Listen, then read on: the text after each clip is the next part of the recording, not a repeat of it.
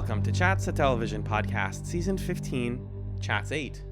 Each week we watch and discuss 2 episodes of the Netflix original series, Sense8. My name is Alan. You're so giggly.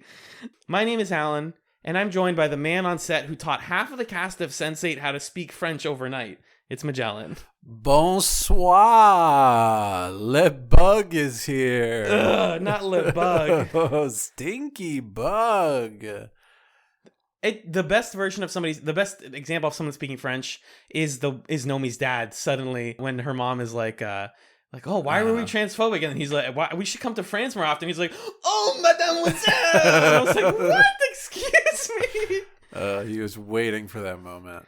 He was waiting for tonight. Oh, with you would be here in my arms, waiting for tonight. We're in person today, so we can do things like this. And also, we can say the same sentence at the exit. He's just looking at me, listener. He's just looking and grinning like a little devil man. Because you had it. You were right. We can say the same sentence at the same time. If we want to. Ooh. How are you doing, Magellan? I'm good. Today's kind of a strange day because we're here. We're in your recording space. We've got, there's this new light bulb going that's casting a purple glow across the space here. And this evening, can I say this? Where we're going this evening? You can say it. Just don't tell them where, but you can tell them. Yeah, we're going to our 10-year high school reunion later today, which is it's just like... It's weird. What a weird day. But we're here to talk about the finale of Sense8, which I watched on a Greyhound bus, except for the last scene, which I didn't watch on the bus. For reasons we'll discuss. Yeah. Anyway, hey, let's talk about the episode. How are you doing? I'm doing wonderful. Same thing. Excited about the reunion, I guess. It's just the way I was describing it to you and to other people who were like, I don't know if I want to go, was like, you know what it really is it's an excuse for a bunch of the friends I still talk to see each other for a few hours. Yeah. And then if we don't like the vibe, we go somewhere else. Right. The part where it's a 10-year reunion, whatever, that's cool. I want to know who's gay and who's like not, But otherwise, it's just it's a Saturday evening out with your friends. It's funny when I was leaving school, or not when I was at school on Friday. I mentioned some of my students and some of my colleagues. It's my 10-year high school reunion, and my colleagues were all like, "Ugh, oh man, yeah, you're braver than I am. Like braver than the troops. Okay, have fun." And then my students were like, "Ooh, did you have any crushes in high school? Oh, are you gonna flex on them?" Yeah, it's just like the way that lives in the imagination of a teenager versus a 20-something, 30-something person it's funny. Anyway. It's going to be fun. Yeah. Speaking of reunions. Yeah, speaking of fun reintroductions of people we haven't seen in a long time. Sense8. The finale. Amor, Vincit. Omnia. Love conquers all things, as Hernando says in the tour bus in this episode. Yes, John's giving me the nod. I'm nodding. I'm supportively nodding. I love it. Can I get some snaps actually, and like some supportive snaps? Yes. Thank you. So Sense8 came back after a year-long break, thanks to the fans who begged Netflix to give the Wachowskis one more chance. To give Lana one more chance to... Lana's Final Ride is the name of the episode. No, it's Amor, Vincit, Omnia, and it was written, to get into it, by Lana Wachowski, David Mitchell, and Alexander Hemon. Oh, JMS wasn't involved in writing it? Apparently not, which may explain why he's not in that little end credits thing. But he's not on the writer's credits, no. Was there a beef? There wasn't a beef. I would have been aware of a beef. I mean, he does talk about Sense8 in his book. Right. Very briefly, but he just said like it was a really cool project and came from this and this ideas. Yeah. Huh.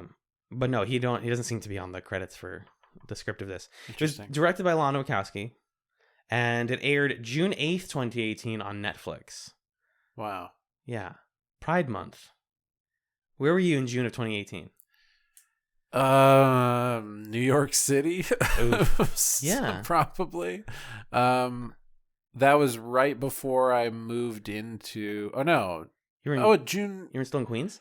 2018. Yeah, I was in Queens. I was going to be moving to Brooklyn in August, so it was around that time of like maybe we had figured out where we were moving to. I can't remember, but yeah, end of the school year, that sort of stuff's happening. Groovy. What about you? June of 2018. I think I would have been just finishing my post-bac. Yeah. Or just in the process. Like maybe that was my last semester of it. So I was kind of like, the next phase of my life is probably going to start soon. And then it took another year for it to start. So June of 2018 is was like a weird space for me. But we're still in the like, I don't remember what I was doing. This is funny. This is like related because we're going to our reunion tonight. A couple nights ago, I was talking to a friend that our mutual friend of ours from high school. Yep. And he saw another friend of mine from high school, like who I don't talk to. And that guy asked like, oh, what's Alan up to? And he said, and this is so mean out of context. He said, last time I checked, Alan was kind of stagnating after college. Oh. And I was like, I talked about it in therapy today. We're fine. We're through it. And I was so sad. But then I was like, but I'm not. Like, he just doesn't know. Uh-huh. And so like, that's the thing with that 2018 period is if you knew me then, you would be like, I guess Alan's just like, lost right now, which is true. See. Sure. But then like, give me one more year. And you're like, oh my God, you're going to cover Babylon 5 on Chatz? That's amazing. What a great show. That's so good. I love Londo Malari. He's so funny. He's got the like weird tentacle penis. Can you give me a letter of this person? We'll talk about it later. Absolutely. But for now, can you tell me? But we'll talk about it later. Can you tell me what happened in the season finale, the series finale of Sense8? Yeah, hand me the iPad. Hey, we got the notes iPad, so I don't have to look at my screen. Ooh, sheesh, man! I wish we were in the studio. We could have an iPad for this sort of thing. Instead, I just have to use my own iPad. Sorry. In this episode, in the sweeping series finale, passions run high as the Sense8s and their closest allies fight to save the cluster and stop their enemies for good. Save the cluster, save the world. That's right. Are there any cheerleaders in this episode? I would say Leto holding a bunch of baguettes was the closest thing to like a cheerleader character. I was going to say every character for every other character has cheerleader moments. There are a lot of characters who are like, okay, that was awesome. Yeah. A lot of lines like that. Not in the like annoying Marvel way either. No. That just happened. Right. Ways that you would genuinely like when Nomi does Sun's martial arts moves, and then Amanita is like, "Hot damn, that was sick. That was cool. I've been waiting for that. I've been waiting 2 seasons for that." Yeah, that was a nice moment. But overall take on this finale, what do you think?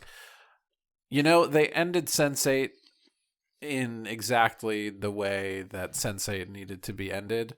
I can only imagine what it must have been like to be following the show over the course of the like 3 years that it took to get all of these pieces in place, and the huge delays between seasons and big episodes and stuff. But you know, if this had been a show you were following from 15 to 18, this is a satisfying conclusion, I think. As satisfying as it could be. There's obviously a lot of plot stuff that was planted or like clearly was meant to be played out over the course of a 3rd season, but had to be kind of truncated or waved off in this episode, and we can talk about those things.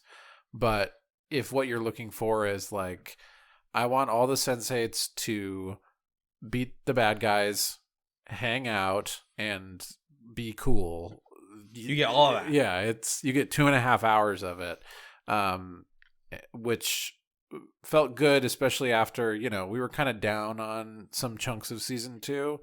But it's nice to see a show stick the landing the way that they do here. So I liked it. I thought it was a good conclusion, and I was ready for it to end, and now it's ended, and I'm like, yeah, that was a good ending. Yeah. Did you feel similarly? Mostly, yeah. I think it's, you can use the word self-indulgent to describe this finale.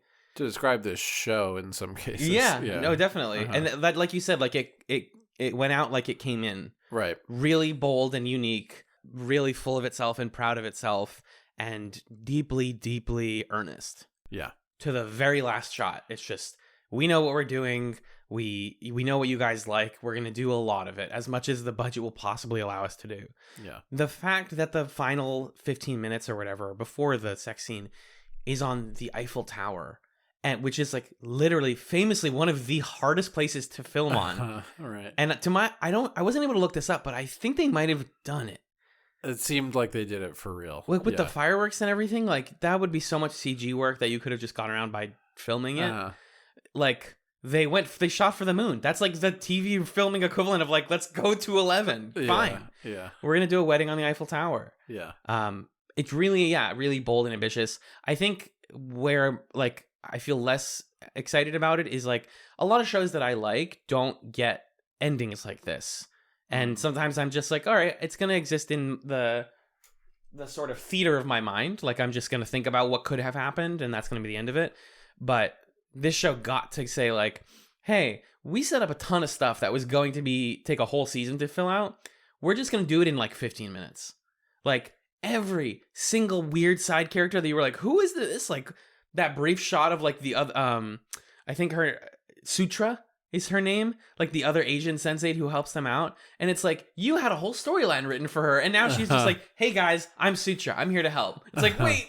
So they just like crammed you're literally seeing entire season plot lines happening in the span of a couple minutes. Right. And it's impressive, but it's also messy in certain parts. Yeah, it definitely reads like there was a set of notes that were probably drafted out by the Wachowskis and JMS of this is where the show's going to go. This is where the Angelica thing and the Jonas thing is going to culminate. Yeah. And then you have scenes where Jonas is like, okay, look, here's the deal. Anyway, literally. See you later. Bye-bye. Yeah. And I think they pull it off as well as they can, but you're right that it definitely, this episode is not trying to hide the fact that it is what they were able to do given that the show had been canceled, but it's just one of those weird TV things of like, this is not in an ideal world where the art can exist as it like would in its best form. It wouldn't look like this, no.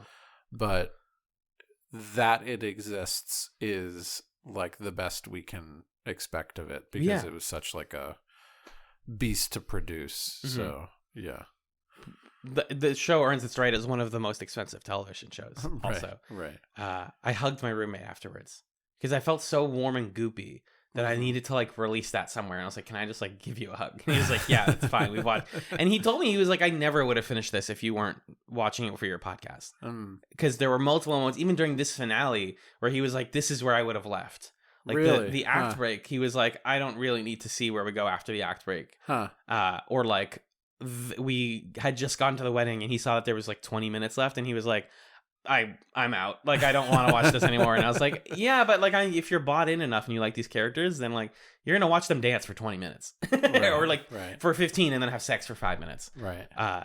And also that includes like, again, really self-indulgent, like credit sequence of like, look, even the crew was like having fun. Like this was just a big party. Right. So like, yeah, big self-indulgent, we got to do all the fun stuff we like to do. Yeah. And we got everyone in the room. That was like the dream of Sense8 was when are we going to get all 8 people physically together? And we got a whole 2.5 hours of that. Right. It was really fun. Yeah. Let's get into it. Let's do it.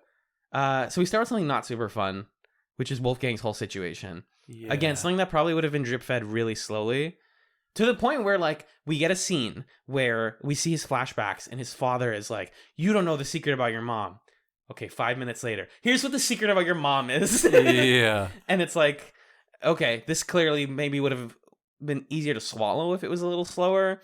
But to just have it bombarded at us, it's like, geez. That's a little dark for this Sense8.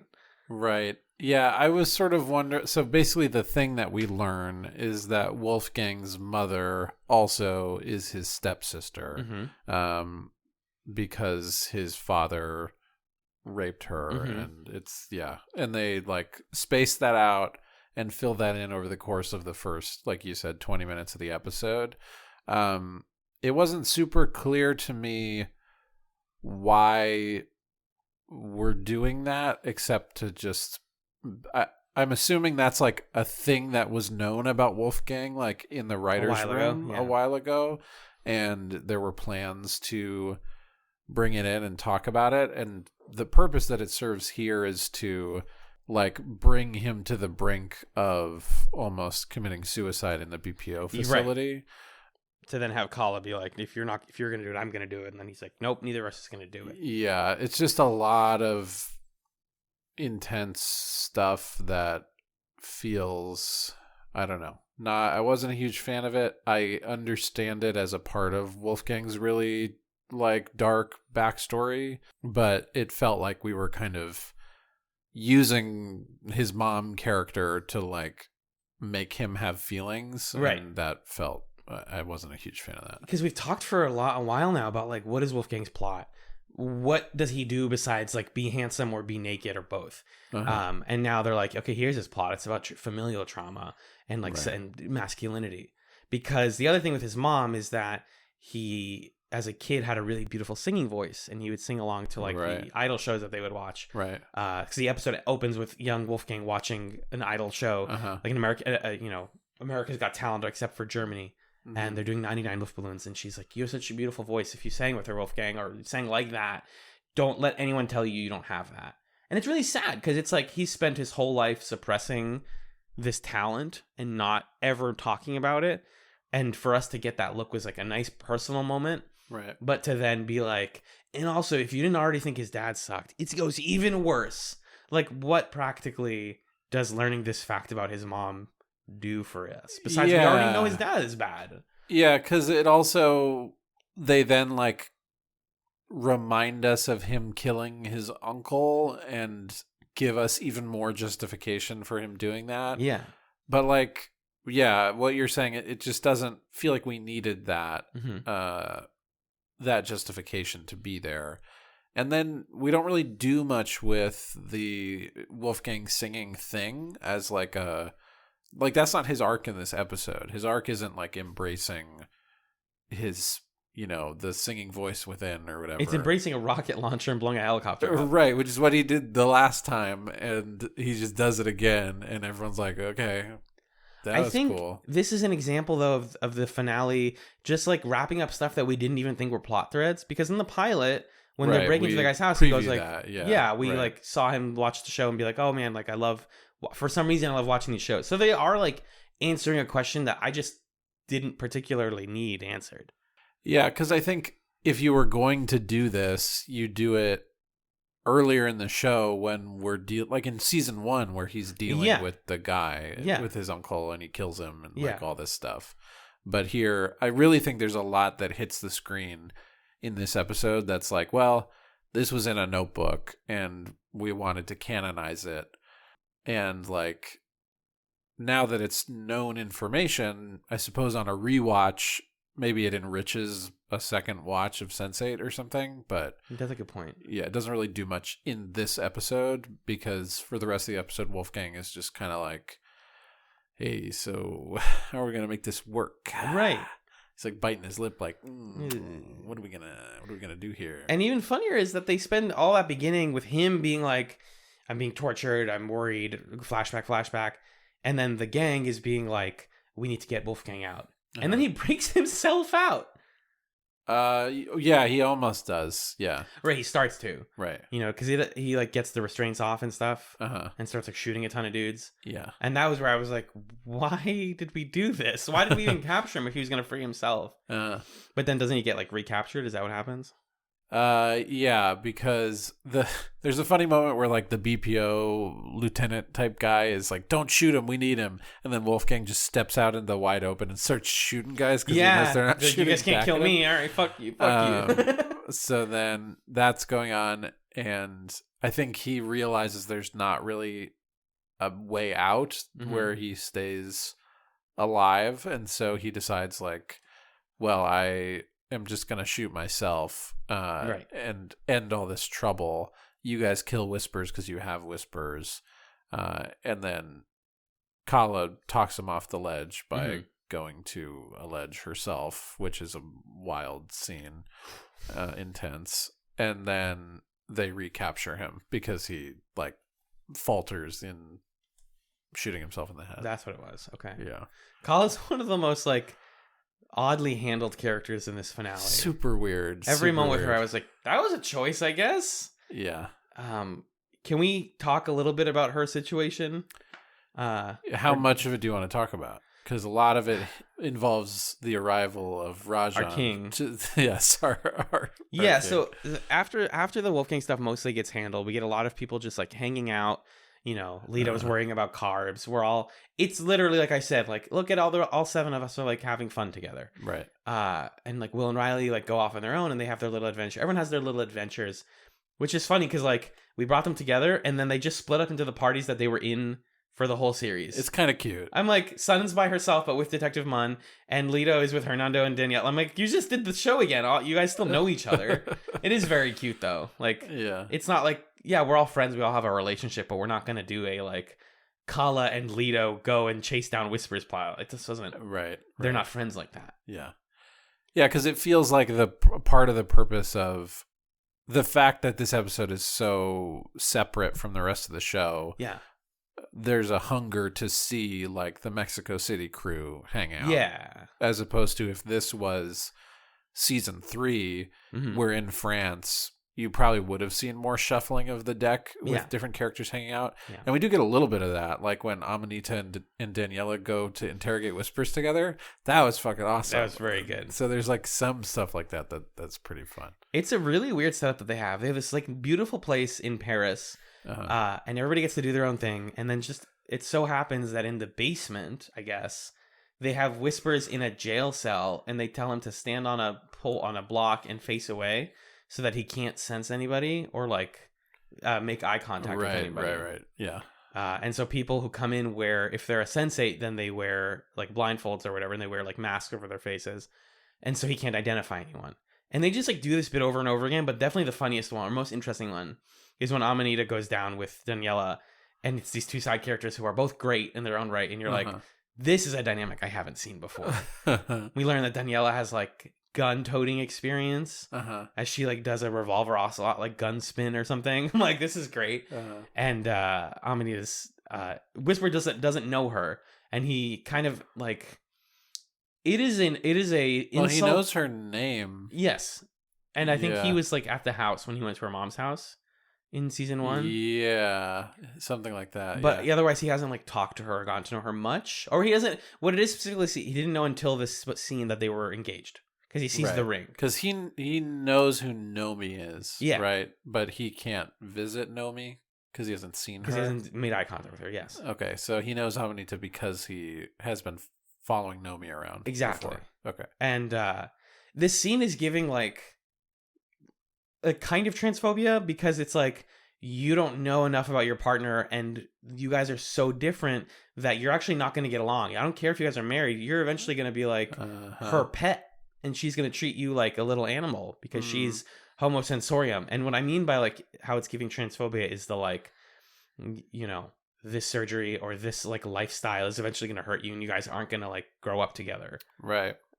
Which is like really sad, but is another example of how they use Whispers as like form of evil in a really interesting way. Because then Amanita immediately punches him in the face, like, screw you. Yeah. And it feels like it does a good job of, I think what's great about this episode is throughout the show, we've been using like the experience of being a Sense8 in different ways, sometimes as a metaphor for queerness. And this episode then kind of makes like having a relationship between a Sense8 and someone who isn't a Sense8 like part of that metaphor as well. Right. And like the relationships we have with our non-Sense8 pals are like a crucial part of what helps us win and what makes this episode cool. And so we have Whispers being like, it's never going to work.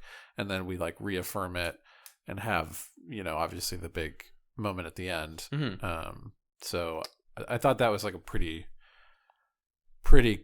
thematically clear of this episode to make that part of what it's driving towards. It's straight down the plate. And like you said, in the vows later, they're like, our goal is to live with each other and like be long lasting. Yeah. Which like queer couples very like tragically don't always get. So they're like, that's what we want. So we get a lot of like this Whisper stuff. We get people hanging out. And then we get a couple of like character reintroductions. Detective Munn is back. In a very cute moment, we learn that Sun kept a tracked cell phone on her, even though he calls her and they have a very flirtatious phone call. where it's just like the video call and he's like, can you tell me that you miss me? And she's like, yeah, I can tell you that. And he's like, I need you to say it. It's like something out of a K-drama, actually. Like, it really fully is. Yeah. It's so funny. They like go from I punch you and that's how I flirt with you to like we're in a long distance relationship. Tell me you miss me. It's so cute that I can ignore the fact that it doesn't make a lot of sense. Totally. And they don't have anyone else. Like, give someone to have a plot with. Yeah, right. And they did. They did Yeah. exactly that. So yeah, it's really saccharine. And then, yeah, the like quick reveal of like, you know, all of our phones are like bricked or whatever. They're all, you know, locked. How did he find you? And he's like, yeah, she kept the whole ass iPhone with her, dude. She let herself get found. That's so good. Yeah. And he's like, yeah, I can't be a detective anymore. I just tracked a not wanted criminal. So don't worry about that part of my plot anymore. Disregard. Please ignore the man behind the curtain kind of thing. Yeah. And that's very fun. And it gives them something to do. Bug also comes back. Bug the god. Laybug. He knows every language. He knows French fluently. Why do you know French? It's the language of love. Yeah. Italian, another language of love. But Bug really is the star of the show in this episode. Absolutely. I mean, come on. What I think is funny is that even though everyone's friends with Bug, he still has to be reintroduced. They can't just have him come with us. Because we love scenes where it's like, who's going to come here? Bug's here! Yeah. So like he can't come with us. He has to arrive, is what I mean. Like he has to be fashionably late so that we can get excited. Right. Yeah, Bug speaking French is so fun and cute. And then like when he flirts with people later, and then at the wedding, that loops back around. He's talking to the Frenchwoman at the wedding, and you're like, did Bug find love? This is so good. What I love about how they do the like side character reintroductions is the Sense8 who aren't friends with them are kind of the audience surrogates in those moments. Like when Capheus meets Felix, and he's like, Felix! And Felix is like, who? It's like, that's how we feel when we see Felix, which is just like a really cute way to play that out. Or like, I mean, Diego coming back wasn't quite as fun. His Hawaiian shirt was awesome. Him and Felix got great Hawaiian shirts. Yeah. Everybody gets good shirts this episode. Yeah. I think Rajan's is the funniest reintroduction because everyone's like, "Aw, Rajan," and then they're like, "We gotta fucking go. Give this guy some shit. We gotta go." He doesn't get time to like be cute with anyone. Yeah. Until after the act break, and it's just like, okay, Rajan, like everyone here you kind of know, but you don't. They know you. You don't know them. Right. It's like the most awkward coming to a party moment. Where he's like, "Who do I? Okay, hi Kala, you're my wife." And then BPO comes and they have to get out. There's some other stuff happening at the same time, just to like quickly go through some more stuff. Right. Riley and Will are meeting up with one of Riley's old flames, a woman named Georges, or Georges, depending on your accent, a gay French woman who Riley had a relationship with, which is great. There's nothing here. I wonder how long this plot would have lasted in the season 3. I wanted this more. I wanted Will to like for us to dig into his discomfort a little bit more, because he's like, so how? And Riley's like, we were intimate or whatever. It's like, chill out, don't be weird. Yeah. And then he speaks French to her, and she's like, you know French? And he goes, you know French. Yeah, that was funny. The show, this finale like expedites relationship awkwardness by being like, we're all the same person, dude. Like, don't worry about it. Right. There's obviously we'll talk about the other huge example of that in the ending, but like, Will just being like, okay, Riley has like other friends, and this woman gives them access to a club. I want to come back to the Rajan stuff like we were talking about before, but the club is where we get like a big handoff scene of they're trying to, Leela is reintroduced again. And we still think it's weird that she was initially named Lila and everyone has decided her name is Leela. It's whatever. She's working with Whispers because she has a connection to Whisper, or she's working with the chairman because she has a connection to Whispers and Will, and Wolfgang, excuse me. They got my white guys mixed up. Yeah, they're essentially, maybe it would be helpful to just name the players here. So like Whispers, we get a lot more information a little bit later in the episode about why he's doing what he's doing and how his goals differ from the chairman's. Yeah. The chairman is this mysterious figure. He wears a mask. He visits Wolfgang. He takes the mask off later. He's just some guy. He's just a guy. Like, there's nothing there. I just edited episode 11, by the way, and we first heard about the chairman, and I was like, who's it going to be? It's going to be Felix. And like I knew it was gonna be nobody. There's no side character left. Right? Yeah. Who could it be? Exactly. Anyway, so the chairman seems like he wants to basically control Sense8s or kill them or get revenge on them or whatever. That's what he's doing. Leela. Wait, what is it again? It's Leela. It's Leela. Everyone Now says it's Leela. It's become Leela. Leela still wants her kind of like Sense8 enclave thing. And their protection. That's the big reason. Yeah. So she makes a bid here to facilitate the trade between Wolfgang and Whispers so that she can then use Whispers as leverage with the chairman to make sure that she has that like city for Sense8s that she's hoping for. Right. And then we also get reintroduced to some like good guy allies who are out elsewhere. Mr. Hoy is still in the mix. Riley visits him. BPO's coming for him. We're like, oh my God, Mr. Hoy, don't die. And he's like, I might die. And we're like, sure, he's going to die at this point. Right. And then he does not die, which is good. He brings Riley to talk to Irsa and the daughter of Ruth Ilsadawi. River, who is like, hey, kill Whispers and let Wolfgang die. And we're like, he's a main character on the show. Sorry. It's not allowed. He's supposed to be in the big sex scene at the end of the episode, so can't do that. But those are basically the players here. And then there's this other group that we just like chat with for a moment. We can talk with them in a minute, but it's like Sutra and Puck and the Asian guy. That's what. Well, the Asian them. Yeah, them. I'm also talking about Bodhi and the mother. Oh Lordy. Yeah, we'll get to we'll that. talk about them in a second. But yeah, we try to facilitate this trade. We get Wolfgang back, but in the chaos, we lose Whispers, and then Leela and her Sense8 pals like abscond with him so that they can make the trade with BPO. Thank you. But our gang is back together. We go back to now this new French villa that Rajan has hooked us up with, and from his friend, right, Jean-Pierre, who we learn later is the doctor who laughed at him for breaking his dick. Oh, that's Jean-Pierre. Yeah, because he says like, this is for my friend Jean-Pierre, and when they cheers, he goes like, thank you to Jean-Pierre, and I kept thinking like, this has to be someone who's French in this show. And then later Jean-Pierre comes back and it's like, hey guys, and it's the doctor. No, the doctor's Italian. Or I guess no, because isn't this in Naples at this point? Is the villa? No, the like vineyard villa thing is in France before they go. Well, maybe to he has a villa in France, but it's that doctor. I don't think so. Okay. The doctor comes back because Kala gets shot and he helps with that. It's that doctor though? Yeah, it's the dick doctor.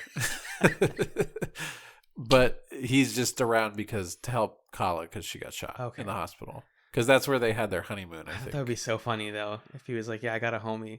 He just made fun of my broken dick once. I think they just made up a random rich friend of Rajan's, yeah. I love that. But yeah, the last thing I had about like the club scene, because we're like fast forwarding here, is Kala needs to be useful.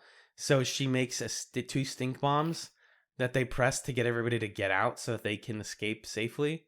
I like that this acknowledges how difficult it is to traverse around a nightclub, because it's like if nobody else was leaving, 1, they would notice us leaving and our cover would be on, and 2, moving in a nightclub against the crowd of people is like impossible. It's like actually a safety hazard. That's how that happens. So I just thought that was funny, and everyone's like, "What did you make?" And it's like it just smells really bad, and it's gonna clear the room. We have the nightclub stuff, and then I think. There was like one other big thing before is it just the Lacuna stuff, I guess? Before what? Before we go to Naples? Yeah, so we end up back... Oh, in the car scene. Yeah. Yeah, so we end up back at Rajan's friend's place, and we're all sipping bubbly. He's like, guys, want some bubbly? And we're having a really nice dinner, and it's great.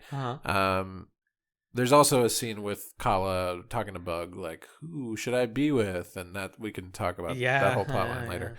But everything's cool. And then Bodhi shows up, who's the monk with the tree tattoo, who also tried to like mess with the exchange and kill Whispers in the club. She's the reason the exchange went bad. Yeah, right. And she brings Riley to the Lacuna, or everybody to the Lacuna, actually? I think, everybody sees it, yeah. I think Riley's the one who's physically brought there, and then everyone else visits. Yeah. Well, Riley isn't physically. She's also visiting, isn't she? Oh, I don't know who's physically there then. I think they're all visiting. Okay.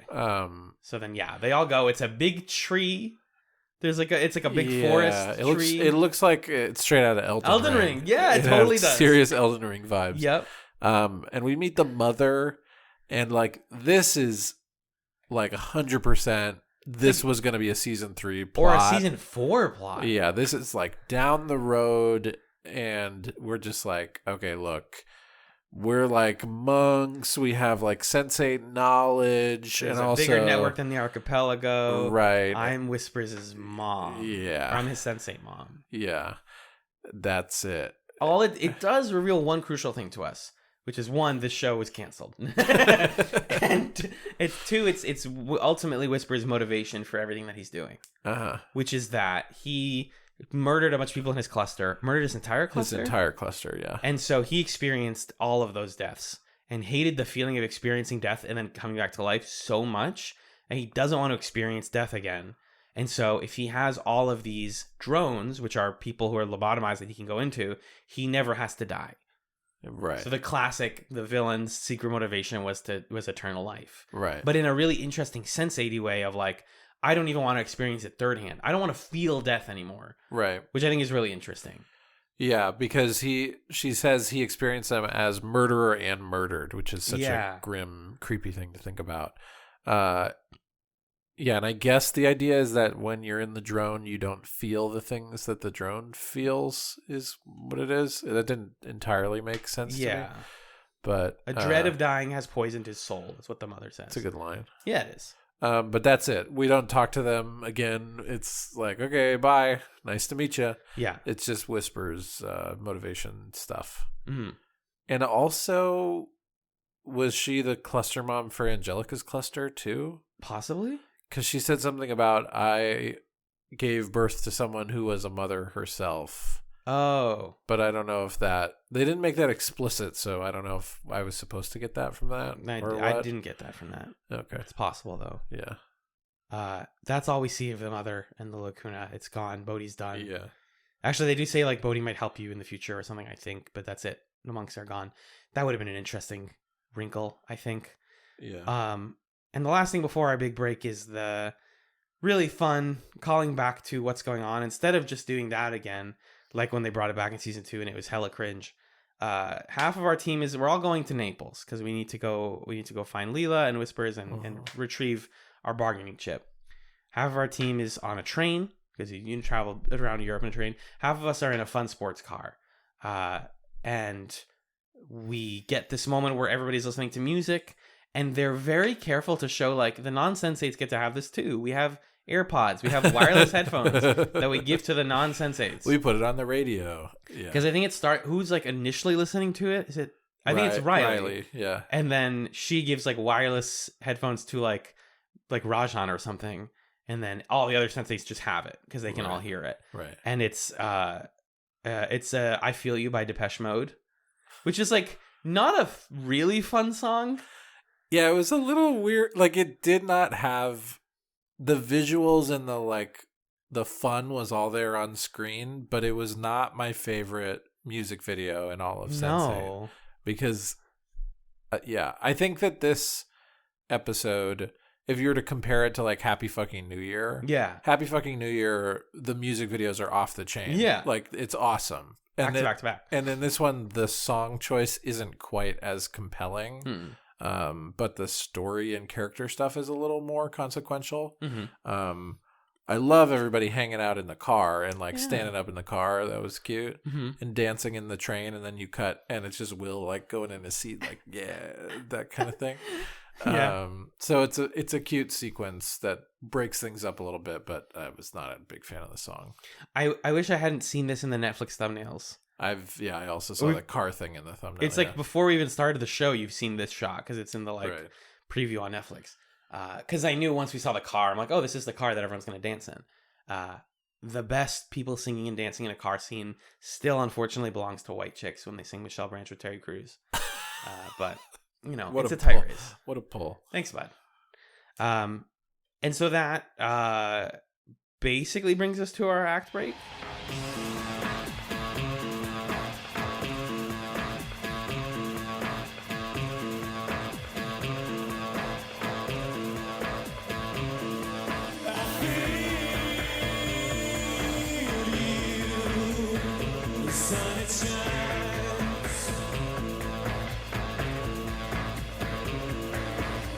And so we come back from our act break with everybody's in Naples now. And look who's here. It's Felix. And not only that, but he's looking great. He's like, I brought protection from Fuchs. He heard you were dealing with some shit, and he decided he would just give you an arsenal full of guns in a trunk of a car, which is sick. Yeah. Random. Yes. Okay, so I was just confirming the tour thing is coming up next, right? Yeah, so essentially here we get into Naples, and the thing we have to figure out, Felix is here, we also meet Diego at the airport or whatever. So that's fun. Why not? The thing we have to figure out is... Oh, Puck also is here. Puck is here too. Yeah. And Puck brings us somewhere where we can like hide out and figure out our next move. Yeah. Puck's part of a group of Sense8s that have been hunting Leela's cluster because Leela's cluster has been selling out other Sense8s and helping BPO. Mm-hmm. Everybody is calling them collaborators. Mm-hmm. And we have to figure out, well, what do we do? Oh, shoot, they're in this particular building. That's going to be impossible to get into. And then Hernando has the brilliant idea of what we need here is a Trojan horse. I love that every side character gets a moment to like do their cool thing. Yeah. Like Danny got to do a little gunplay stuff and have this great moment of like, fuck you, Whispers, for being such a bully. Hernando is like, well, not to be too much of a nerd genius, but I have a great idea.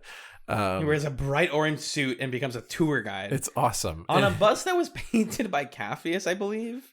Yeah, the one of my favorite moments in the episode is when I think Nomi goes to talk to Capheus like in the garage while like, he's spray singing. painting the van, and he's doing this like crab walk to like a techno song while he gets the paint on the van. It's such a fun little shot. It is fun. My only comment on that, because it happens, there's like 2 shots of him like having fun. Yeah. And I was like, did they like really want to turn the knob back the other direction? Like we need him to be more like Amin, like make him fun? Because like Capheus hasn't been fun enough for this whole season. That was my one like cynical thought about this, was like they realized this actor never reached the height of the other guy. Yeah, I think we could have a broader conversation about some of the Sense8s and like what gets left on the table when they join the plot. Yeah. The big plot here. Is that something you would want to talk about now? Well, this is I think it'll come up. Yeah, we could talk about it a little later. But yeah, I think the same thing kind of happens to Leto a little bit too, of like, let's make both of these guys more of comedic relief characters in the ensemble. Yeah. Leto talking about carbs. I was like, I guess he has talked about food literally in previous episodes, but I was just like, yeah. There's just a few too many jokes of like, I'm an actor, I'm doing an actor thing. Yeah. Anyway, so we pose as a tour group to get into this building where Leela's hiding Whispers, and a hilarious, great sequence where they're all pretending to be tourists from different parts of the world. And I love that they're like weaponizing their diversity. Bingo. Like that. Bingo. This is my favorite scene in the episode. It's really cool. And they're all speaking their native languages as like part of it. Yes. It's great. It's like fun. It's tense. It turns into an awesome action sequence. It's part of the show and this message of like inclusivity and diversity and like everybody just being in a big pile of people is like this great thing. Such a fun sequence. This is like when I dream of like if I want to be an actor someday, this is the kind of thing I want to be able to do. Just any scene like this where it starts with us in like bright like pastel outfits, and we're all doing this bit exactly like you say of like Sun and Mun, and they are, my roommate was remarking on this, they are all like a specific stereotype of tourists, right? Where they are like the couple who's like, oh, picture, and like Capheus is like the like African driver who's like, oh, hello sir, and like he like tries to be very friendly, but like he's clearly thinking about stuff. And then like Kala and Rajan are the like married couple who like have a little bit of tension. It's like, And then Will and Riley are like the like white people. They're just the like, hey, what's the sights here? They are perfectly playing tourists of their nationalities. Right. It's like it acknowledges. It's the most like, we know how racism works, and we're weaponizing it, like you said. Yeah. And we're gonna take your assumptions and blow your mind so much, and then jump the fuck out of this car and blow it up. Yeah. So awesome. That was great. And that's the best way that they for them to break into Leela's compound. Yeah. And so then we have this extended sequence where we're moving through the compound and killing the guards. And I mean, this part could be a little shorter. It could be. It's also a classic like problem that video games have too, where it's like, we're the good guys. Right. And you have a moment where even I'm sitting there thinking like, God, they're killing a lot of people. And then Kala like shoots a guy and Rajan's like, oh my God, you're a killer. My wife, a killer. And for a second it's like, okay, yeah. Say more. And then he's like, teach me how to be a killer. She's like, only aim at whoever you're playing to shoot. Like, oh my God. Yeah. So it gets a little video gamey, I think, in Big a way time. that's kind of, I mean, you know, what are you going to do in a show like this that also wants to be an action show? You can't not shoot the guys that are shooting at you, I guess. But it definitely is a little bit strange.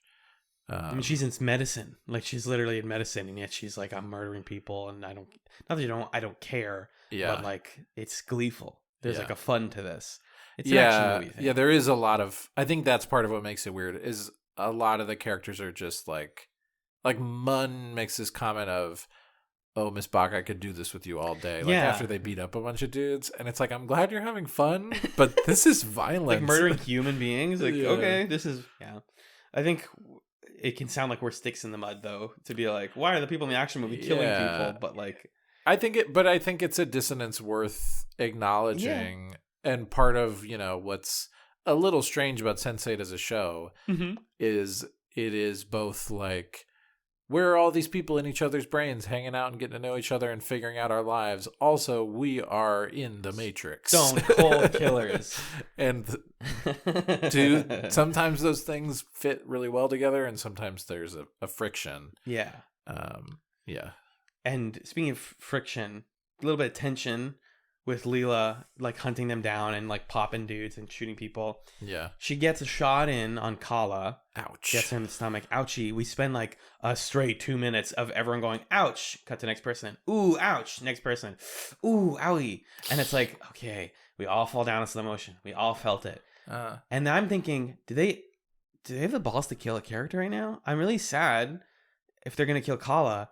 And then like Rajan goes on top of her and like, well, then separately, Wolfgang goes on top of her, and both of them go, I think she's dead. Oh, my God. And you're like, oh, I'm going to sit with this for a couple seconds. They killed a character on set. Oh. No, they fucking didn't. Yeah, Kala's like, hello. I'm not dead. This is another, like, really creative thing I would have liked to see done in a bigger scene or, like, an episode, is that as long as you're still conscious, you can visit other people.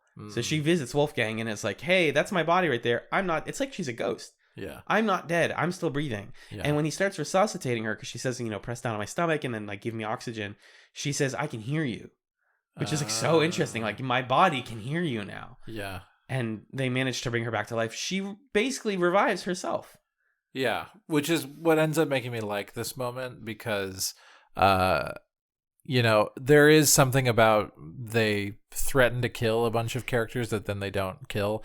Did Ursa die? Oh, fuck if I know. There's this random thing, like fast forward, Mr. Hoy didn't die. Nope. He says to Riley, like...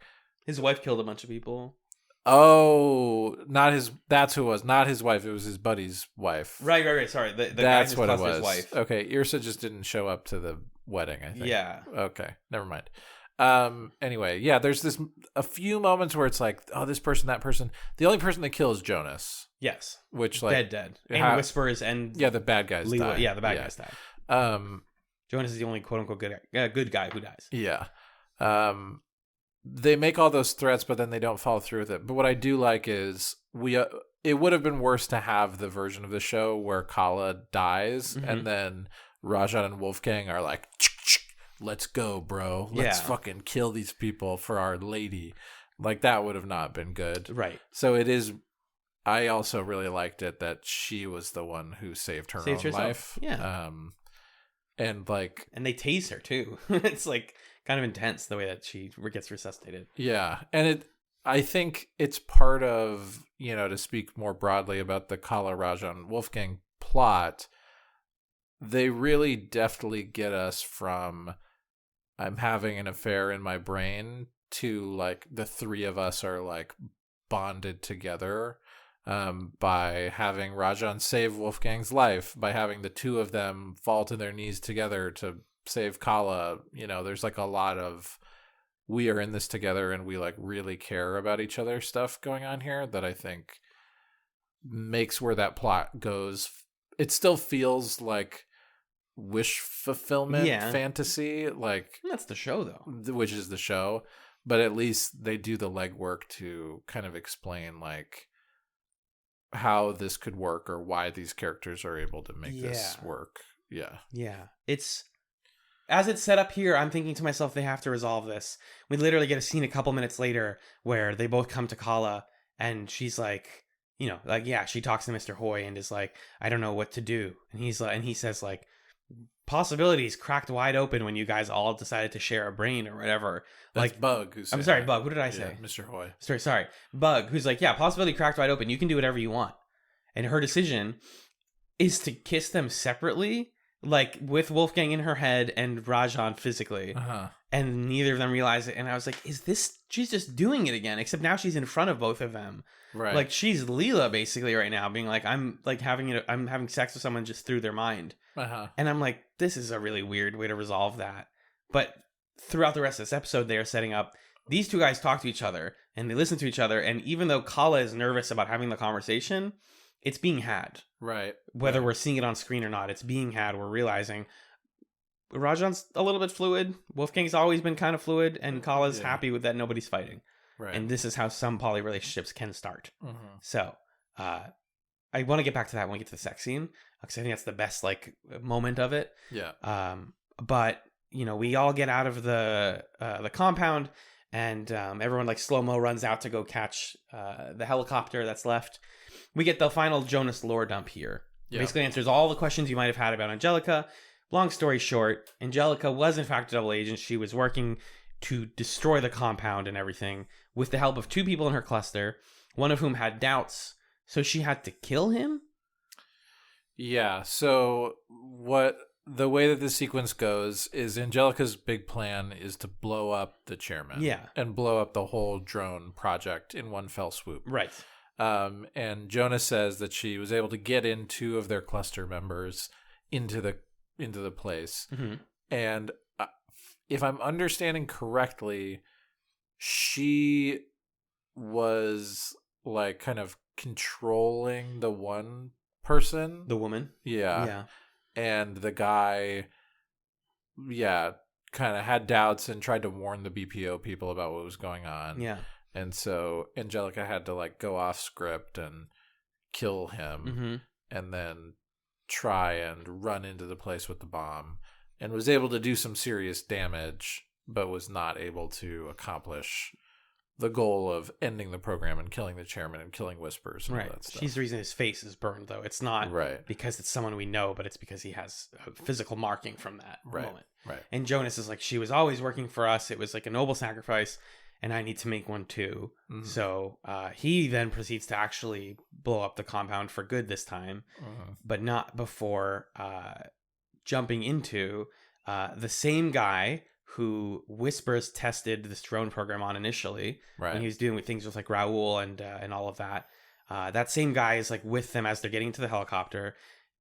Jonas gets in him and he shoots the chairman in the head. Baller. Yeah. Right after, Leela's like, your deal was to show me your face, which again, we see his face. He's like, sure, I'll show it to you. And it's just a guy. I don't know why they did that, just so we wouldn't have questions about it, I guess. Yeah, I guess part of it was also like my face is burned from the explosion and that's why I hate you, kind of like to give one last piece of justification of like, why is he doing this? Yeah. But bitterness. And it was kind of a funny moment where he's trying to give his villain monologue and he gets shot in the head and the bright red ketchup blood splatters on Whispers' face and Leela. I also love that moment where Whispers recognizes the drone guy. Yeah. And he's like, Beans, somebody knows how to get into you. Because Jonas makes this whole thing about, like, we gave him a helmet that he thought only worked for Whispers, but we have a totally other helmet 2 feet away that's our helmet, and it's a universal helmet. Yeah. So I can get into that guy too. Yeah. Jonas dies in the explosion. Rest in peace, Jonas. For real this time. Actually a good death, I guess. Yeah. And now the helicopter is getting away with Leela and Whispers, though. Uh-oh. Well, Wolfgang has one skill, and that is wielding an RPG. So they pull it out of the trunk, and he perfectly aims at the helicopter and blows them out of the sky. This is the show being like, stop, don't worry about it. Villains, they're dead. It blew up. You watched it blow up. It's done. Yeah. We have no more villains. And you're like, but there's about 30 minutes left in the episode. Yeah. What could this possibly be from here? Where are we going? We're going to the Eiffel Tower for Nomi and Amanita's wedding. Yeah, we jump forward in time a little bit. It's not clear how much time, but what we know has transpired is our friends are now in charge of BPO. There's been some kind of an agreement. Maybe like Sense8s are a more known thing in the world or something. We have some kind of peace agreement. But whatever the case is, this is the Wayne's World, like, super happy, mega happy ending. Totally. That involves every character you could possibly want to see coming and hanging out at this wedding. Riley's dad is there to play the freaking piano. Of course. Zakia and Jella are here, and his mom, and Silas Kabaka. Oh, yeah, I forgot. He's in the background for 2 seconds. Yeah. So everybody's, the gang's all here. Diego's here. Yeah. Felix is obviously here. Yep. Everybody, every single character who's still alive that you can think of. Bug is here, flirting with a woman. What's going on there? Really cute moment. Mun and Sun, their relationship has advanced at this point. Yeah. And he's like, I want to meet your family someday. And then it's like, we cut to him meeting her family, which is him snuggling with the dog. And I was like, that was nice. So cute. That was nice. So saccharine. And then the most, like, this is all wish fulfillment. Filming on the Eiffel Tower, the dream wedding. Yes, yeah. Because there's a scene early in the episode where Nomi and Amita on a roof of the place in Paris are like, we're in Paris and we're so happy. We're in this dream place, but we're not happy because we're worried. And I really wanted to, Amita says, like, I dreamt of dating a, like, aloof French woman and all this stuff. And then, like, I wrote books while she, like, made me food. And then in their vows, Nomi is like, I want to be the French girl for you, which is very sweet. And they talk about wanting to live long together and have their dreams together. It's wonderful. Miss El Sadawi is the person who oversees their wedding. It's great. There's no questions. But the most wish fulfillment thing really, really is Nomi's parents come. It's just so funny. Her dad is like, hey, what's up, guys? I'm here. And her mom is like, kind of hesitant at first. And then I think it's Bug who hands her the brownie. No, I think it was the same characters who were hanging out with them. Oh, the drag people from season 1. From the flashback in the park. I didn't realize that was those people until just now. I think it was. Yeah, it was. And they are handing out, like, pot brownies or something, or some kind of LSD drug. Or mushrooms or whatever something. it is. And they unlock her consciousness such that they killed the transphobia in her somehow magically. Yeah. Drugs can fix transphobia because she goes up to her daughter and over again goes, Nomi, Nomi, Nomi. What a beautiful name, Nomi. It's like, Jesus Christ, we fixed it. I wish it worked like this. That's so sick and based and silly. It's fine. And then, why didn't we go to France? The dad is like, oh, oui, but like, it's cute. This is all very nice. And then they dance. Yeah. I will say the vows themselves were beautiful. Yes. And I want to read that script sometime. Yeah. In particular, Nomi's vows like brought me to tears a little bit because of the conversation she had in there about like this sort of complicated relationship that she has to change into people changing for obvious reasons, and like how permanence is kind of like a scary thing but also a beautiful thing, and change is scary but also beautiful, and I want to forever watch you change, and like that I want to see your hairstyles and I want to see your lifestyle change. And Yeah. So just really, really a special moment that I loved. And I love that it was like so true. And you watch Amanita's reactions where at first she's kind of like, oh, you're freaking me out a little bit here. Like you tore up your vows. Are you scared to be with me? Mm-hmm. And for that to be like so raw and complete and honest, I just thought it was a slam dunk of a moment. I loved it. Yeah. It's coming, and it's again like the reason the Nomi Amanita plot works so well is it's coming directly from Lana's life. Right. I mean, Amanita like almost exactly has her hairstyle, and Nomi's clearly written based on her in some ways, and maybe her partner. So like it feels just like these might as well have been her vows. Right. They're so like specific. Right. The moment where fiction and reality blended for me was actually in the credits. Because so like let's talk about the ending and then I'll talk about the credits and why like fiction becomes reality for a sec. Yeah. The wedding concludes and we go to the hotel and it's Sense8 and you didn't have a sex scene in the finale. What the hell? What do people do after a wedding? I mean, usually at least the bride and groom like tend to have sex after a wedding because they're married now. Everyone in their hotel rooms decides this is the time to do it, which becomes a like probably like 16-person orgy at least. Yeah, something like that. It starts with everybody like separately, and I mean, what room do you like? There was like those memes that are like, which like Nickelodeon character at the lunch table do you want to sit with? Which orgy in the Sense8 finale do you want to be with? That's funny. Do you have? Is there a particular group that you're like, oh, this is really sweet? I mean, what are the options? There's Riley and Will, right? Totally heterosex. Yeah, Nomi and Amanita and the return of the strap-on. The strap-on from the pilot. Let's go. Which, by the way, the fact the last shot of the show is the fade rainbow out on that, the dripping strap-on, and then it says for our fans. Goated. Awesome. Based. Perfect. Like, yeah, incredible. Anything I ever said in our conversations about the pilot of like, whoa, strap, drip, drippy, whatever. It's like, no, this is awesome. This is good. It looped around. Yeah. Okay, so that's 2 rooms. There's the Danny Hernando Lido room. There's the which, by the way, is extra funny because Hernando and Lido are trying to kiss, and Danny keeps being like, I want some. No, I want some. And she's like kissing both of them in between them. It's like so funny. Yeah. Who else is having sex in there? There's Zakia and Cassius. Yep. Elegant. There's lots of nudity in that one. Yeah. There's the Wolfgang Kala Rajan room. Sun and Mun. Yeah. Is that it? That one's really tender as well. I think that's it. I think I would be in the Sun and Mun room because there's that little moment where he like launches the sock and he's having a little fun with it. Yeah, he is. It's very silly. Yeah. Yeah. So that seemed like a nice place to be. I think that has happened where someone launches a sock before having sex just to like lighten the mood a little bit. Sure. So cute. Wolfgang Kala Rajan for me.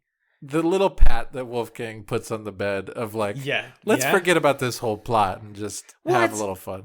And this is like to conclude our points about this. Yeah. It's Rajan being like, any reason I have to disagree with this is going to just get in the way of things. Right. Like what am I holding on to that's preventing me from wanting to do this? Yeah.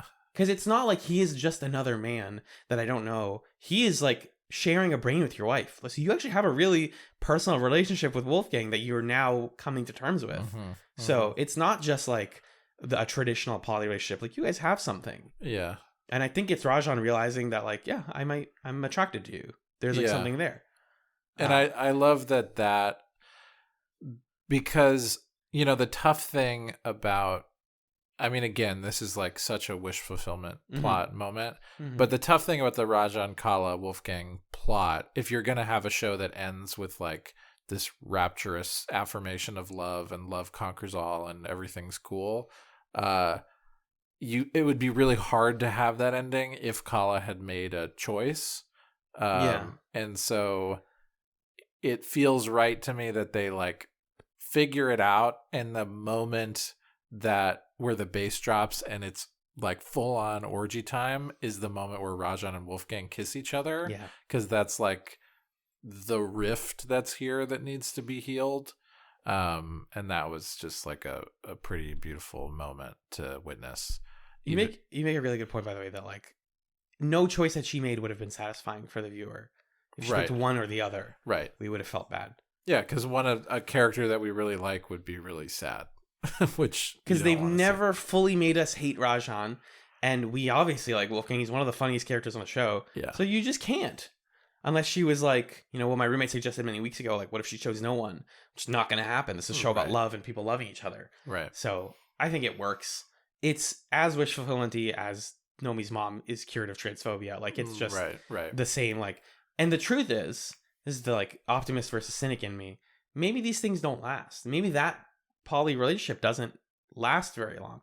But it's like Whispers was saying, like, or like Amani was saying against Whispers, who cares? Right. Love is love. Right now it matters. Like, maybe a week after this, they're like, actually, we need to like live together. We don't want Wolfgang to live with us or whatever. Right. And they don't do this. But at least for this evening, they're like, yeah, this is fine. Yeah. Yeah, because I think it's really such a core part of the message of this finale and of the show, which is like, what if it worked? What if it's great? What if like we could have this thing? Yeah.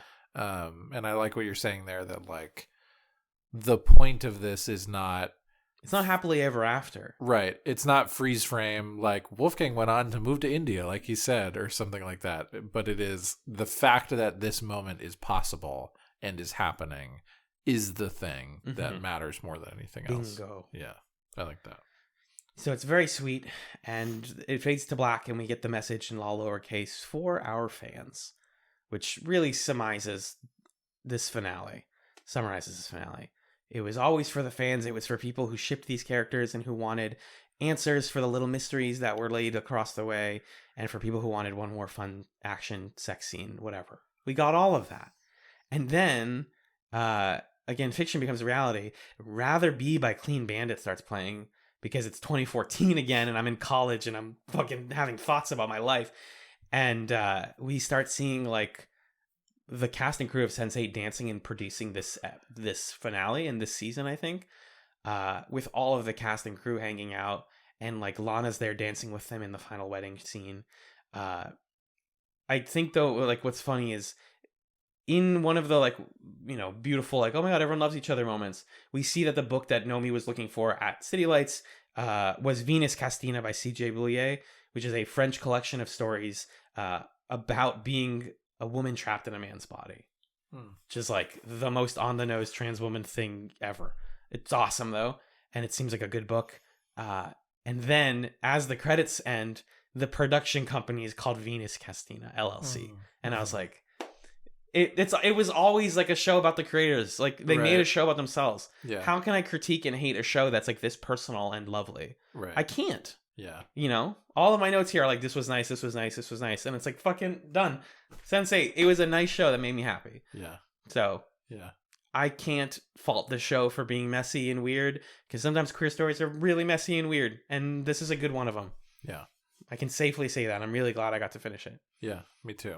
And I think it is important in the landscape of queer storytelling that like a story that is this ultimately optimistic, positive, and like direct about what these queer relationships of various kinds look like in the show.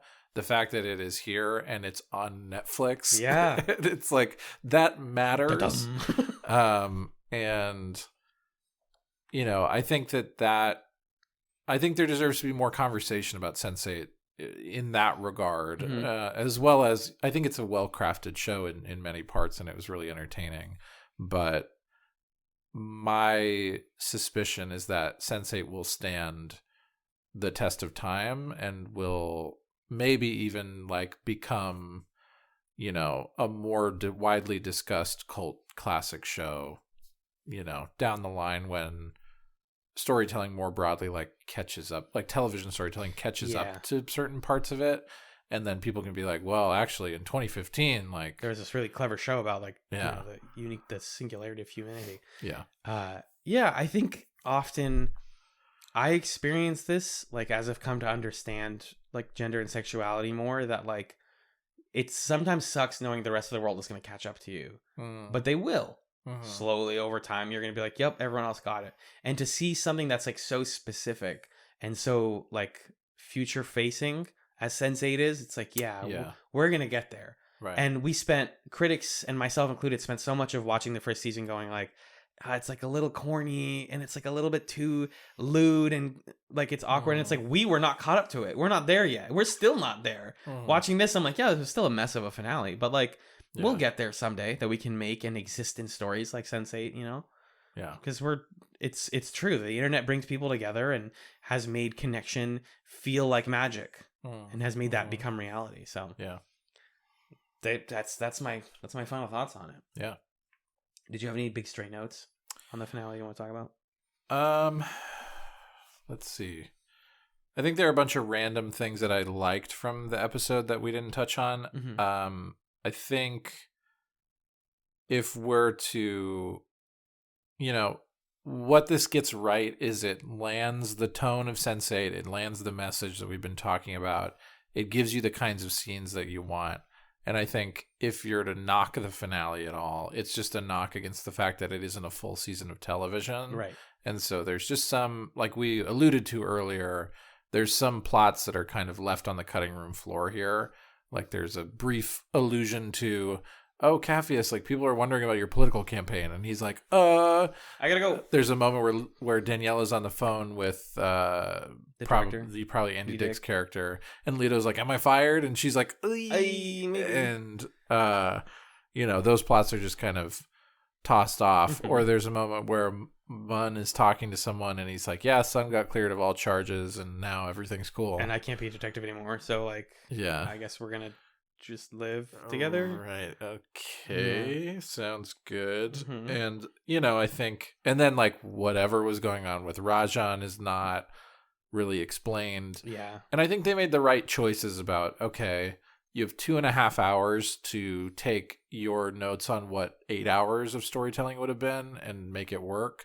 But, it was canceled before they were able to really resolve that stuff. Right. So there are going to be some things like, I guess what I'm saying is it is true that Sense8 as a narrative experience does not fully close all of those loops. And in many ways in season 2 started storylines that like it couldn't have possibly closed. Yeah, we could kind of smell from the beginning like this isn't really going anywhere. But if you can make peace with that, I think the finale is like a really good finale tonally, thematically, and narratively for like certain parts of the narrative. Definitely. So yeah, that's what I would say about it.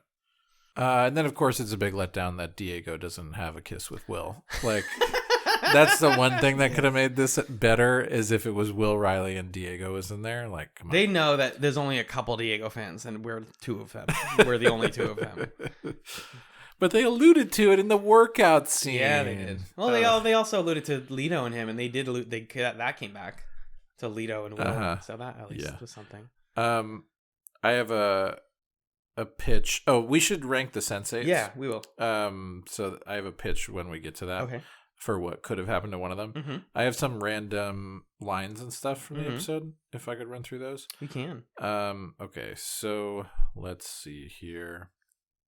I love the moment where everybody's kind of snipping at each other in the Sense8 house towards the beginning, and someone's like, "Oh, Nomi can do this," and Nomi's like, "Nomi's not going to do anything until she has her coffee." Yeah, that was kind of funny. And then everybody's yelling at each other, and Will's like, let's take a breath, and suddenly we're all on the roof with Sun doing Tai Chi in the sunlight. That was my first note. Was them doing Tai Chi together was really cute. That was a nice moment. There's a line early where I think it's Jonas who says pain binds us better to one another than anything else. I believe so, yeah. And I like that like Jonas and Whispers are both characters who kind of present alternative philosophies to what the ultimate philosophy of the episode is, which is a kind of repudiation of that. Like pain is not the most powerful thing that binds us together. It's love. Right. And it's good to have people say things that are not what the show believes. Yeah. And it's, I think they handled Jonas really well in this episode as this tragic figure who it's like too late for him to have the ending that everybody else gets to have. And it's like kind of tragic, and to watch him watch what this like older generation had to go through and sacrifice to make this ending possible is like a really touching thing, I think. Yeah. Daryl Hannah looks a lot like Jennifer Coolidge. You noted that. I guess so. Yeah. Like enough. I think Jennifer Coolidge has just been in the algorithm lately. Mm-hmm. Is that who I'm thinking of? Yeah. Yeah. She also just was like on the Golden Globes. Yeah, and she's on that show. I forget the name of. It's like The White Lotus. Yeah, she was on that. So that was throwing me off. And then also they had Angelica in this silly outfit. Like her scientist outfit was like a lab coat and like no pants. Yeah. What are we doing? They're trying to be a little sexy, but not too sexy. It's weird. Yeah. They kept flashing back to that like little scene of her and Jonas playing the ukuleles together, which was cute. Also the orgy scene, I thought it was amusing that it was half orgy and half like let's flash back to every major romantic or touching scene of the show. Yes. Yeah, that was fun. Yep. Let's see what else I have here. I have a quick one. Yeah.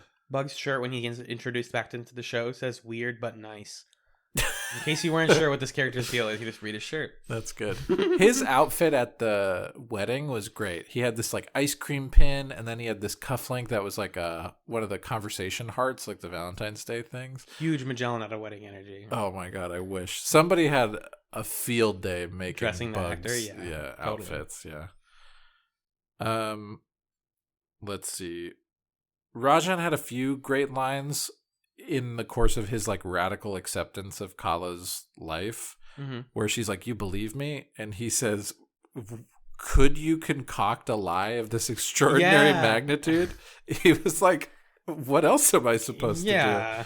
And then he had said this great thing where he said that he was learning that the woman I love is so much more than the woman I married, which is a nice sentiment. And you know, everyone's like, "Oh, Rajan, Habib, oh, so good." I have a really quick one. Yeah. When Mr. Hoy is back, and they have all those scenes where Sutra's like, "People are getting killed," and then this like random Asian guy is like, "People are getting killed in my area too." That guy speaking Cantonese, as my roommate pointed out to me, because he speaks Cantonese as well.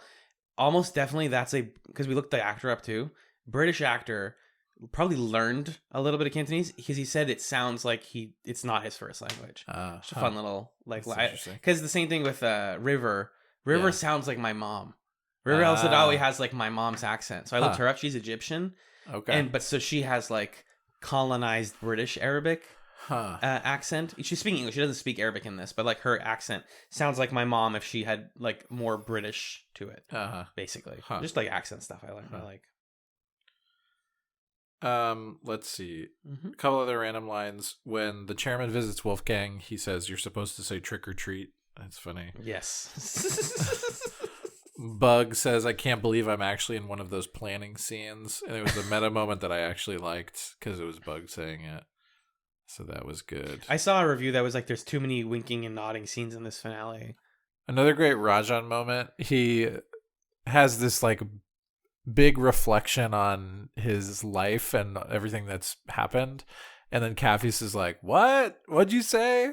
And he says, "I said things change so fast." Yeah. And Kaffis is like, "Yeah, they do. Hell yeah." That was a weirdly realistic moment where you try to make like a big comment in in a loud room or something. Someone's like, "What did you say?" And you're like, I don't want to repeat it a third time. Just I'm doing good. Yeah. I also love the moment where Rajan talks about the doctor they went to in Italy to help with Kala's gunshot wound. Oh. And then I think it's Felix who's like, "Oh, doctor." And Rajan's like, "Let me tell you the story of the time I broke my dick." And Kala's like, no. Oh, because they both have doctor stories. He's like, "I get shot every 5 minutes." And then Rajan's like, "I got my dick broken." That's right. Half. They both were talking about how they were in a hospital. Yes. That was a nice meet cute between the two of them. I love seeing Mr. Hoy dancing at the wedding. That was awesome. Yes. And then I had a lot of Rajan quotes. There after the sex scene, he says, "My God, I didn't think such things were possible." Me too. That was nice. I think he gets the last line. Is that the last line? I think so. Of like spoken word, yeah. I think so. Jesus. They actually don't. There's no sex sounds in this, thankfully. Yeah, it's tasteful. Imagine the like expectations versus reality, where like what we see is like beautiful music and just bodies, but what we hear is like, I'm not gonna do it, but just like the sounds of people having sex. It's great. Of 16 people. Yeah, I'm glad that is not what it is. I'm not. I want to hear it. Give me the uncut version. Oh my gosh. I had a did you notice the whole thing when they get to Naples? First of all, Will calls Leela a Camorra queen because she's apparently in the mafia. This is a like last minute, or she has ties to the mafia. Oh, is that who all those guys were? Yeah. Okay. And then also she walks them through the streets of Naples and is like, here's a brief history of Naples and how it's different from Italy and how we had all these revolutions on this street and this street. And that was a moment of like, did this actress request some like history lesson scene? It has nothing to do with anything. It's just the villain being like, hey, welcome to my city. I thought it was funny that she tries to flirt with Wolfgang and he's like, fuck you. And then she walks across the room and very half-heartedly is like, hey, Will, should I flirt with you? And there's zero sexual chemistry between the two of them. None. I think the biggest letdown for me that we could have expected but didn't get is like a fight scene with her cluster.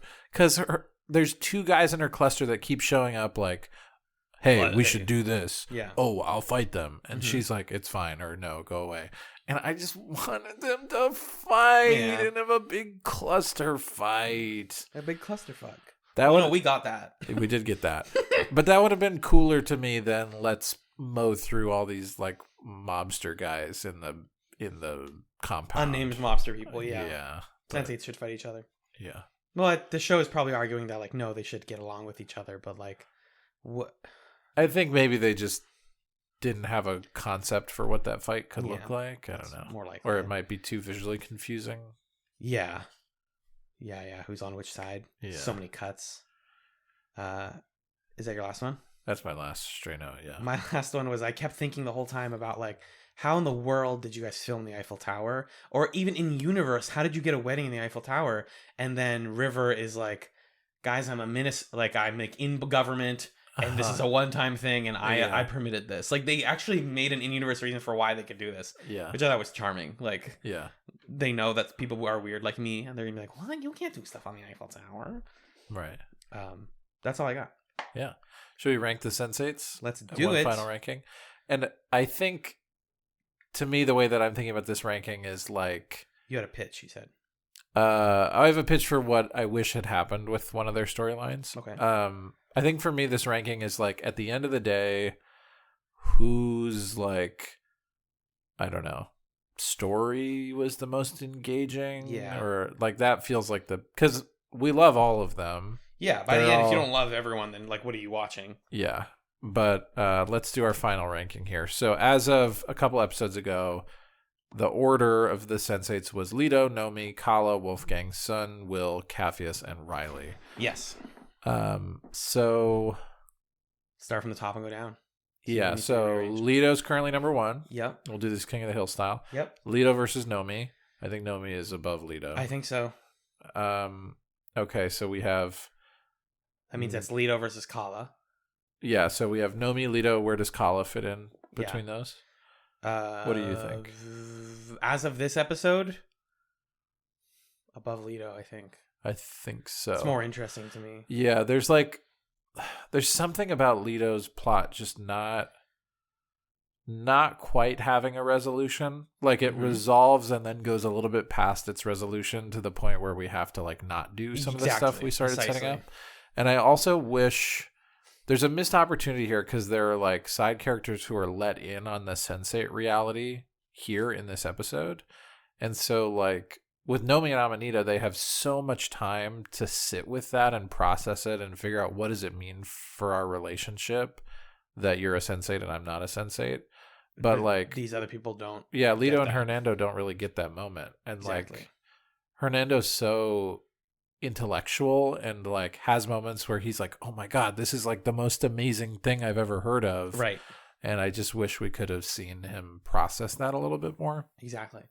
So yeah, this is where I would love like some more media. Yeah. Whether it's another season or just like give me a comic about like the continuing challenges of Mexico City gang, you know? Yeah. Okay, so currently it's Nomi Calalito. Yeah. And then Wolfgang coming into the mix here. Where does he fit into that mix? I think the new revelations didn't enhance my love of him. Yeah, and we like totally dropped. I mean, we knew the Kings of Berlin thing was like a silly thing, and we just like dropped it. So to me, he's below Leto. Like he's the lowest of the four. Same. Everything that I like about Wolfgang in this finale is tied to his relationship with Kala. Right. And I kind of consider him like having been sucked into her plot almost. But by the time we get to the end of this, Sun, I think, goes up in my estimations. The Sun Mun thing was really entertaining, and like her whole "I'm gonna kill my brother" sequence was awesome. Yeah, it's one of the best action sequences of the whole series. Yeah, so I don't know, where would you put her? I feel like she needs to rise the ranks here a bit. I would argue above Leto, below Kala. This is where it feels. Which is number 3. Yeah. I like that. And that's close. Yeah. Like she's almost number 2 for me. So yeah. Will has run out of plot. The fact that his dad died, and I felt something, and then just moved right on from that. I was like, okay. There's also no resolution of the Sarah Petrel stuff. I guess it was just she was kidnapped by Whispers, and he was operating on her. Yeah. So we didn't need to know more. He did reference her by name in this episode, which was odd. Yeah, he had this moment with Whispers where he was like, someone who could do that to Sarah Petrel, how could he like go home and look at his daughter? Right. And that was, I guess, the way that they addressed that. Coming into this last episode, Will still to me is like like he's the white guy who's like the leader. There's a part where he tells everybody to freeze, and it's so cop-like that I was like, I don't really like you, Will, right now. Everyone else is like trying to have fun. You're like, freeze, we gotta focus. Yeah. So do you think he's below Wolfgang though? I really loved. I think it's a question of like, I really love where the Jonas stuff ended up here, and I think the best of Will's scenes are the scenes he has with Jonas. Yeah. I think it puts him above Wolfgang, though. I think so, just because I think anything interesting about Wolfgang is, again, with Kala, and not with somebody that only he is having interactions with. 100%. So this is where we're at. And we have Capheus next. Yeah. Capheus' plot really dropped for me after the politics stuff. And the show seems to not care about it anymore also. Right. So I would think right above Will. Yeah, I think that's I like Capheus very much, and I don't like Will. Yeah. Still. Yeah. But only barely. Yeah. The bottom of this list is weird. Yeah, it's also a bummer, just like there's really no development in his relationship after like they had sex for the first time. Exactly. And their sex scene feels like the least meaningful because there's been no character change since then. It's just like she goes, "Hey, I'm bi," and he goes, "All right, cool. You still like me?" And she goes, "Yeah." Okay. Yeah. Good luck. Yeah. And then Riley is the last one. She's the character I had a pitch about because it feels like Will and Riley end up just being characters who are there to talk to plot characters, and they're given like different flavors of plot characters to talk to.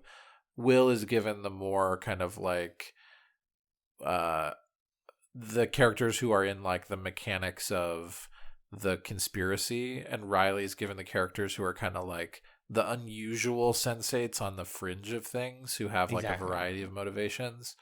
And I was getting the vibe that like if Mr. Hoy had died, Riley could be like the next speaker of the archipelago. That's a cool idea. But as it is in the text, like Riley's just kind of, well, we made it. Like the fact that they introduced a woman just for her to have a former flame was like, did you just need something to give Tuppence Middleton to do. Yeah. She had nothing else to do in this episode, literally at all. Yeah. At all.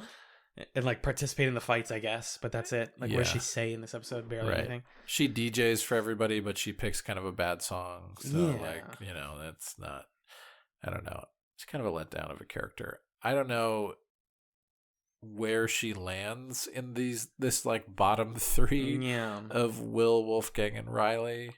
I know where I think she lands. Where? Below Wolfgang. You think bottom? Yeah. Yeah. Wolfgang gets a rocket launcher at least. And this is the writing's fault. They just do not give this character much to do. And like, you kind of wrote yourselves into a corner because you gave everyone else all these like huge, like life-changing plots. And once she was no longer cursed, then thought that she was cursed, then like we ran out of stuff to do. Yeah. But like they didn't write her anything new. Like not at all. Except like I care about Will and I found love after thinking I didn't deserve it. Yeah. That scene in the when she's DJing for like all the Sense8s, but it's not really that, where she's like, I didn't think I would deserve to live, and then Will showed me. That's the best Riley scene. Yeah. Done. They never got better than that. Yeah. In my opinion. So the order that we ended up with, these are Sense8s that we were drawn the most to their plots or found their plots to be the most satisfying at the end of the day. From the bottom to the top, Riley, Wolfgang, Will, Capheus, Leto, Sun, Kala, and Nomi. That feels right. That feels very right to me. Yeah. 100%. Loved the show. Yeah. We don't do ratings here, but we liked it a lot. I think it's time that we talk about what we're watching next season. Yeah. Technically, we don't know yet. Yes. We are not even starting a new season next season. We're returning to a continuation of our season 13, which is 13 formerly known as 13 Under 13, now known as 13 or Under 13. Yeah, 13 less than or equal to 13. Yeah, right. Whatever it is.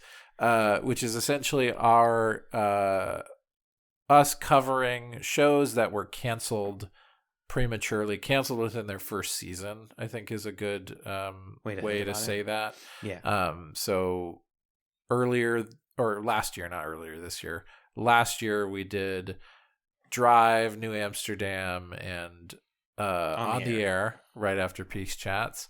And so we are looking for suggestions. We've gotten quite a few from patrons and folks on the Discord. But if you have a show that is 13 or fewer episodes that you think deserves to be discussed, let us know. And it may make it onto the docket. We'll probably do about 3 shows in this run of 13 Under 13 before we go on to season, God, I can't even get the numbers straight. Whatever the next season would be after Chatz8. Season 16? Is this 15? This is 15. So 16 would be 13 part 2.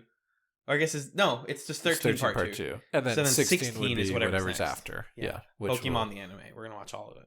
Which will probably happen like starting in the summer, or like early spring. Yes. Yeah, something like that. But yeah. Give us suggestions at chat. Well, let's give them the plug zone so they know how to do that. So if you want to give your suggestions, here are the ways that you can get in contact with us. chatspod@gmail.com is our email. We're also at chatspod on Twitter.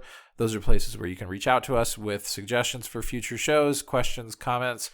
If people have thoughts on Sense8, we could also do like a Chatz8 mailbag if there's enough conversation about it after this episode. So yeah, those are the places to reach us. You can also join fellow listeners on our subreddit at reddit.com/r/chatspod and on our Discord. Our Discord is a benefit for patrons at $1 and up. You can find our Patreon at patreon.com/chatspod. Patrons also at $3 a month and up get access to twice monthly bonus content, and at $5 a month and up get thanked right here at the end of our episodes. So thank you to Stefan 6, Pat and Nick of the Brothers in Infinite War, Michael, Marcus, my mom, Lee, Kat, Justin, Jen, and Arthur. You can also support the show by rating us on Apple Podcasts or wherever you listen to us, by sharing us with a friend, by checking out our website at chatspod.com, by supporting at Camillustrator, who created our podcast art. You can also support us by listening to us on other podcasts. Whoa. So I am on a show called Super Smash Echoes with my friend Justin, where we where we play video games related to the Super Smash Brothers franchise and talk about them and their cultural relevance. And Alan is on a couple other podcasts if you want to talk about those. Sure, yeah. So I just wrapped up another season of Oops More Anime, which is a podcast where my friend Six and I watch Gundam shows that other people aren't talking about. So we just finished our Witch from Mercury Season 1 discussion. Spoiler alert, we're probably not going to pick that show up in the same way for Season 2 because we were a little let down by the finale. Felt like there wasn't a ton of meat on the bone, unfortunately. But we have other projects going on. You can find all of those on scanlinemedia.com. And if you like to listen to me specifically, I'm the main host of Talking Marketing, which is a bi-monthly marketing podcast hosted by AMA Boston. And I interview marketing professionals about their craft and their work and what makes them interesting and human. And it's like very educational and fun, I think. It comes out every other month, and it can be found wherever you listen to podcasts. Magellan, our final segment here before we close the lights on this one, is called Chatz8, like the classic snack, and we recommend the listener and each other something or some things to enjoy and think about between now and next week's episode of Chatz. So what is or are your Chatz8 this week? Oh, I forgot to mention another plug. Sorry, I have a Substack now where I do some writing sometimes. It's notthatmagellan.substack.com. So Notthatmagellan.substack.com. That's right. In terms of Chatz8, this is a pretty threadbare Chatz8. It's a song that that's a few years old, but I've just been listening to it over and over. Okay. It's called Potato Salad. It's an A$AP Rocky Tyler the Creator song. Oh, I've heard it. Sure. Where they are in Paris yeah. in the music video. The music video is great. The Eiffel Tower's in it. Mm-hmm. There we go. That's the relevance to the Sense8 finale. So check that out. That's what I got. I haven't been really experiencing a lot of new media lately. That's valid. Yeah. Here's an experience, Chatz8 recommendation. I was originally going to take the bus out late last night, and then I was like, ugh, I got to pack. I got whatever. I got stressed out about it. You know, it's okay to take the later bus. It's okay to change your plans. It's okay to listen to what you need. And sure, it costs you a little bit extra money. I got to buy another bus ticket. It's okay. I ended up having a very nice night at home last night, doing some organizing and some thinking and some whatever random stuff I was doing. And was my bus trip today kind of hellish? Yeah. Did I get to watch the Sense8 finale on the bus and that was fine? Yeah. Also, yeah, there it is. So listen to Potato Salad and take the later bus, and things will be okay. I love that. What about you? What's your Chatz8? Sweet. You're kneeing my knee. Kneeing you. I need you like bread. Mine is connected to Sense8 because it's a work of queer art. Preacher's Daughter by Ethel Cain is an album I finally listened to. Ethel Cain is the artist name, the moniker of, I don't know her real name, but she's a singer. I had heard that this album was like very highly rated amongst like a lot of queer folk, and I was like, okay, whatever, like I'll listen to it. It's really long. It's like an hour 20. And Ethel Cain, at least the character, has lived in the South her whole life and has dealt with like bigotry, but also like appreciating the South for its beauty and stuff like that. And so I had actually gone into Preacher's Daughter thinking, oh, this album's going to be like depressing, folky, like music, and that's fine, whatever, I'll be in the mood for that. It is not that. It is a sprawling, like, indie pop record, in the likes of like a Florence and the Machine, like big booming vocals and beautiful like storytelling.